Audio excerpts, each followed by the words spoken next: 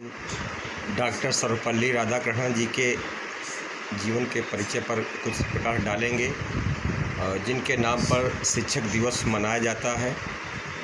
और ये पहले उपराष्ट्रपति रहे और दूसरे राष्ट्रपति थे। इनके जन्मदिन शिक्षक दिवस के रूप में मनाया गया।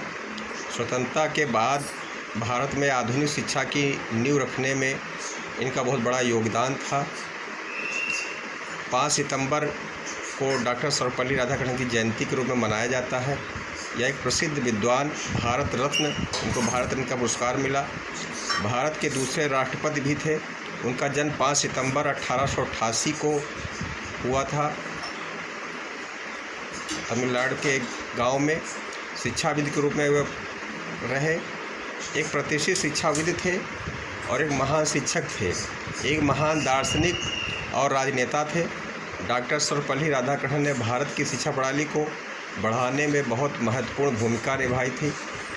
1882 में आंध्र प्रदेश के तिरुतानी नामक शहर में जन्मे इनके पिता उनको एक पुजारी बनाना चाहते थे, लेकिन ये इनकी रुचि और प्रतिभा की वजह से इनको तिरुपति वेल्लोर स्कूलों में शामिल होने के लिए प्रेरित किया और अंततः इन्होंने दर्शन शास्त्र का अध्ययन करने के लिए मद्रास के प्रतिष्ठित क्रिश्चियन कॉलेज में उन्होंने अध्ययन किया और उसके बाद में भारतीय दर्शन का अध्ययन और पश्चिमी शब्दों में इन्होंने पूरी रिसर्च किया।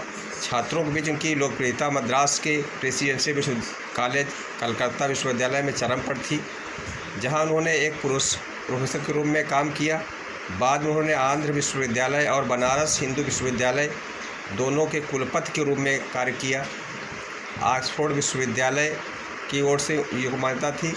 1939 में उन्हें ब्रिटिश अकादमी का फेलो चुना गया।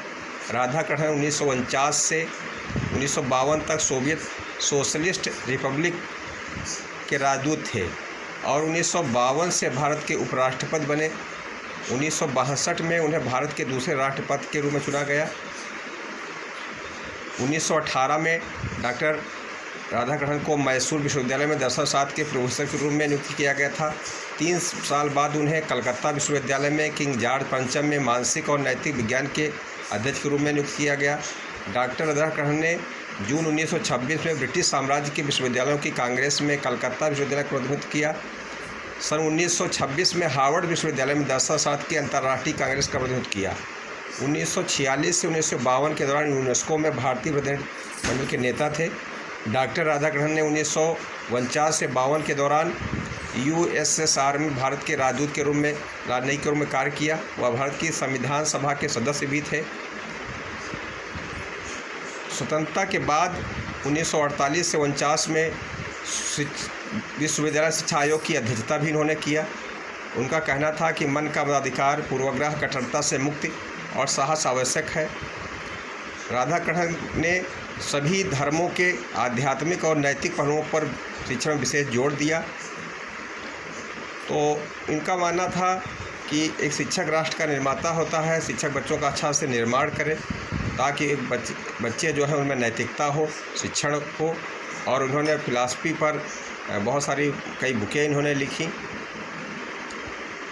द इंडियन फिलॉसफी को अंतर्राष्ट्रीय पत्रिकाओं में भी उन्होंने लिखा।